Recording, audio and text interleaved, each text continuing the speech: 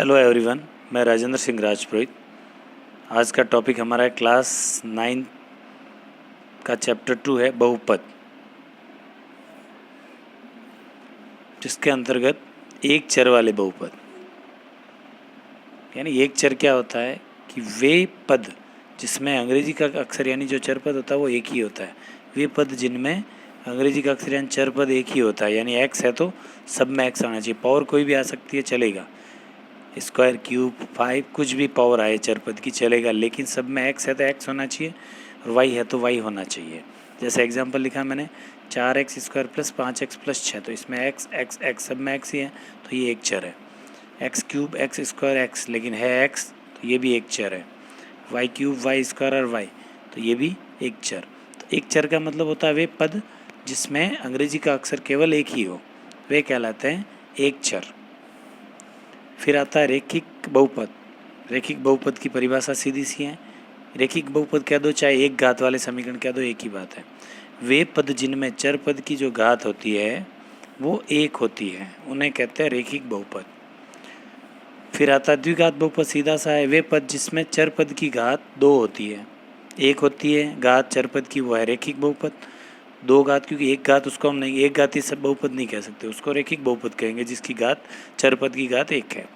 जहाँ पर चर पद की घात 2 है वो कहलाएगा अपना द्विघात बहुपद। एग्जाम्पल के तौर पे 4x² + 5x + 6, तो इसमें देखो x की घात कितनी है, 2 है, इसलिए ये द्विघात बहुपद है। y² + 5, इसमें भी y की घात 2 है तो ये द्विघात है।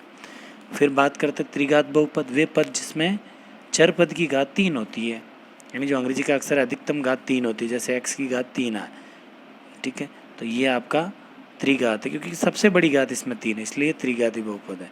इसमें भी घात 3 है चर पद की, इसलिए ये भी त्रिघात बहुपद है। तो ये हमारा जो घात के हिसाब से 3 प्रकार के बहुपद हो गए। रेखिक जो एक घात वाले होते हैं, फिर द्विघात जिसकी चर पद की घात 2 होती है, और त्रिघात जिसमें चर पद की घात 3 होती है। अब हम बात करते हैं पद। एक पद्य व्यंजक भी होते हैं, द्विपदीय व्यंजक भी होते हैं और त्रिपदीय व्यंजक भी होते हैं। जहाँ पर एक चीज़ हमेशा ध्यान रखना, जो पद होते हैं वो हमेशा प्लस और माइनस से अलग किए जाते हैं। गुणे और भाग के द्वारा आप पदों को अलग नहीं गिन सकते। जिन पदों के बीच में प्लस और माइनस लगा हुआ है उन्हीं पदों को आप अलग अलग काउंट कर सकते हो। और सजातीय पद जो होंगे वो एक पद कहलाएगा पूरा, यानी जैसे x है और दूसरे में भी x है तो वो मिलकर एक होगा, हम उसको द्विपद नहीं कह सकते, ठीक है ना। तो सजातीय पद मिलकर एक पद कहलाता है। जबकि अगर आपको पद काउंट करने हैं तो आपको प्लस और माइनस का ध्यान रखना है। प्लस और माइनस से ही पदों को अलग अलग गिना जा सकता है।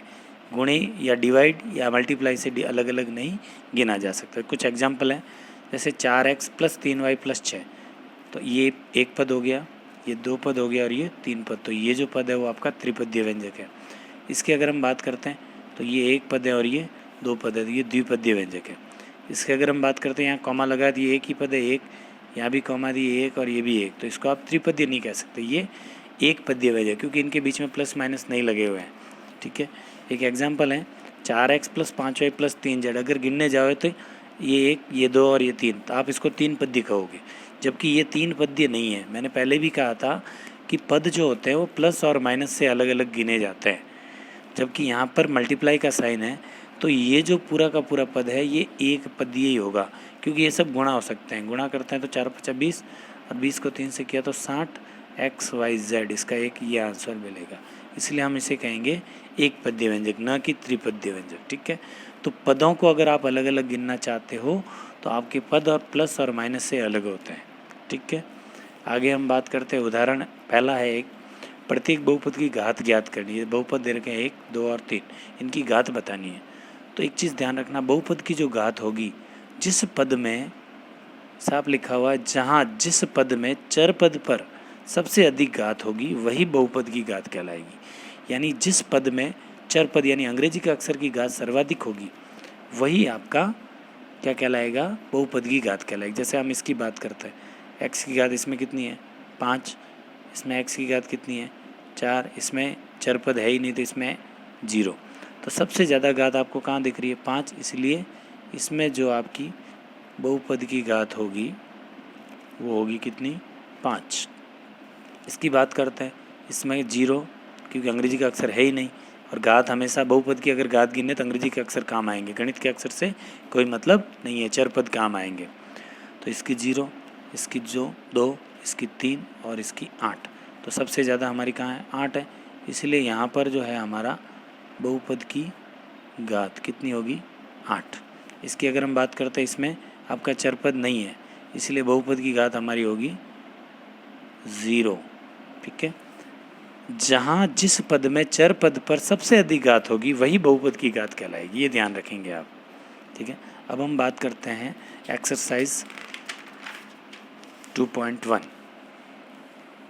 जिन व्यंजकों में, या ये एक व्यंजक क्वेश्चन है, निम्न व्यंजकों में कौन सा एक चर में बहुपद है और कौन सा नहीं है। तो इसमें आपको बताना एक चर में बहुपद कौन सा है और कौन सा नहीं है। पहले तो हम ये डिसाइड करते हैं कि बहुपद कौन सा नहीं है। तो इसमें 2 चीज़ें ध्यान रखनी है। चरपद अगर बट्टे के रूप में आता है, अपॉन के रूप में, यानी अंग्रेजी का अक्षर अगर बट्टे में चला जाता है तो वो आपका बहुपद नहीं है। क्लियर। और दूसरा, अगर आपका चरपद अंडर रूट में आ जाता है, कोई गणित का अक्षर आ जाएगा चलेगा, मैथ्स का अक्षर अगर अंडर रूट में आ रहा है चलेगा रूट में, लेकिन अगर अंग्रेजी का अक्षर यानी चरपद अगर रूट में आ रहा है इट मीन्स वो बहुपद नहीं है। तो पहले तो ये बहुपद है, ये बहुपद है, ये देखो ये रूट में आ गया, इंग्लिश का वर्ड है चरपद है, इसका मतलब हम कह सकते हैं बहुपद नहीं है। इसमें अपॉन में आया तो ये भी बहुपद नहीं है। तो 2 बात ध्यान रखनी, एक तो बट्टे में चरपद नहीं आना चाहिए अपॉन के अंदर, और एक रूट में चरपद नहीं आना चाहिए। अगर आ रहा है तो वो बहुपद नहीं है, और ये बहुपद है। अब जो बहुपद है हम उनके एक चर पता करते हैं, एक चर है या नहीं है। तो देखो इसमें अंग्रेजी का अक्षर क्या है, इसमें भी x है, इसमें पावर कोई भी हो चलेगा, लेकिन दोनों में x है, मीन्स ये क्या है, एक चर में बहुपद है। इसकी अगर हम बात करते हैं एक ही है y, तो ये भी एक चर में बहुपद है। इसकी अगर हम बात करते हैं बहुपद ही नहीं है, ये भी बहुपद नहीं है। इसकी अगर हम बात करते हैं तो इसमें देखो एक चर, 2 चर और 3 चर, तो इसका मतलब ये 3 चर में बहुपद है। ठीक है, ये इसका मतलब ये एक चर में बहुपद नहीं है, ये 3 चर में बहुपद है। ठीक है, अगला है दूसरा, निम्न में एक्स स्क्वायर का गुणांक लिखिए। तो एक्स स्क्वायर का गुणांक का मतलब होता है जहाँ पर भी आपका प्रश्न में एक्स स्क्वायर दिखे आपको वहीं पर कॉन्सेंट्रेट करना है, वहीं पर ध्यान रखना है, बाकी किसी से कोई मतलब नहीं है। तो एक्स स्क्वायर का गुणांक हम यहाँ इसकी बात करते हैं, तो यहाँ पर जो होगा एक्स स्क्वायर का गुणांक, तो एक्स स्क्वायर को एक्स स्क्वायर में से बाहर निकाल देते, कुछ भी नहीं बचता है, मतलब प्लस का 1 होगा। ठीक है, इसमें अगर हम बात करते हैं ये रहा एक्स स्क्वायर, तो एक्स स्क्वायर का गुणा, बाकी पूरे पद से हमें कोई मतलब नहीं है, -1। इसकी अगर हम बात करते हैं तो ये यहाँ पे रहा एक्स स्क्वायर, तो यहाँ पर भी हम कह सकते हैं एक्स स्क्वायर का गुणांक हमारा होगा π/2।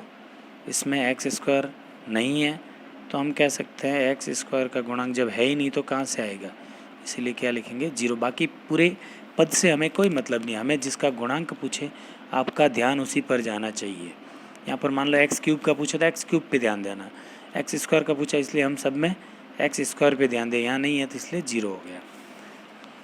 नेक्स्ट है 35 घात का द्विपद। द्विपद से साफ पता चल रहा 2 पद यानी प्लस में आना चाहिए, तो हम पहले ये लिखते हैं 35 घात के द्विपद, तो जैसे x की घात 35 और साथ में मैंने 7 ले लिया, कोई भी आप लिख सकते हो, जैसे मैंने y की घात 35 + 8 ले लिया।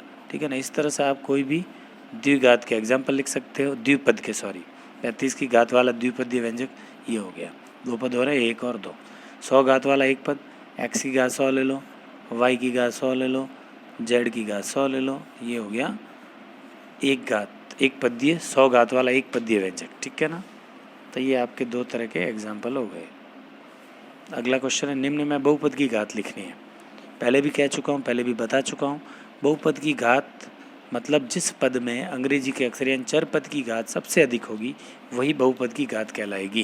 गणित वाले अक्षर से हमें कोई मतलब नहीं होगा। इसमें बात करते हैं तो 5 से कोई मतलब ही नहीं है। एक्स की घात कितनी है 3, यहाँ पर x की घात कितनी है 2, यहाँ पर x की घात कितनी है 3, तो सबसे ज़्यादा 1, तो इसमें कितनी है 3, इसलिए हमारी बहुपद की जो घात होगी वो कितनी हो जाएगी, 3 हो जाएगी। ठीक है, इसकी बात करते हैं। तो यहाँ पर 0 और यहाँ पर 2, तो बहुपद की घात हमारी हो गई 2। ठीक है, इसकी बात करते हैं। साफ दिख रहा है यहाँ पर t की घात 1 और ये तो 0 ही है, तो बहुपद की घात हमारी होगी, बहुपद की घात इसमें हो जाएगी 1। इसमें अंग्रेजी का अक्षर नहीं है तो बहुपद की घात क्या होगी भाई, सीधा सा पता चल रहा है 0, क्योंकि अंग्रेजी का अक्षर है ही नहीं और बहुपद की घात हमेशा चर पद पर ध्यान दी जाती है। अब पहचान निम्न में रेखिक, द्विघात और त्रिघात बहुपद। रेखिक में तो बताया मैंने, अंग्रेजी के यानी चर पद की घात 1 होती है वो रेखिक है। पहले हम इसमें देखते हैं रेखिक कौन कौन सा है। ये रहा रेखिक बहुपद। ठीक है, नीचे बात करते हैं ये भी रेखिक बहुपद, क्योंकि इसमें अंग्रेजी के अक्षर की घात 1 है, इसमें भी 1 है, इसमें भी 1 है। ठीक है, अब हम बात करते हैं द्विघात। तो 2 घात कहाँ है, यहाँ रही, एक तो ये रहा द्विघात बहुपद, एक वापस ये रहा द्विघात बहुपद, एक वापस ये रहा द्विघात बहुपद। क्लियर। अब हम बात करते हैं त्रिघात। तो जिसमें अंग्रेजी के अक्षर की घात 3 होगी, तो ये रही 3, तो एक तो ये त्रिघात। फिर हम बात करते हैं कि यहाँ पर एक ये रहा त्रिघात। तो ये जिसमें अंग्रेजी चरपद की घात 2 है वो द्विघाती है, जिसमें चरपद की घात 3 है वो त्रिघाती है, और जिसमें चरपद की घात 1 है वो रेखिक बहुपद। तो इस तरह से हमने आज जो पढ़ा वो एक्सरसाइज 2.1 पढ़ी, जिसमें हमने बहुपद के बारे में समझा कि बहुपद क्या होते हैं, किस किस प्रकार के होते हैं, और बहुपद की घात क्या होती हैं। इन सब का आप ध्यान रखेंगे तो आपको बहुपद वाली एक्सरसाइज में कभी भी किसी प्रकार की कोई समस्या नहीं आएगी। उम्मीद करता हूँ आज का ये टॉपिक आपको समझ में आया होगा। ठीक है, इसी आशा व विश्वास के साथ जय हिंद, जय भारत।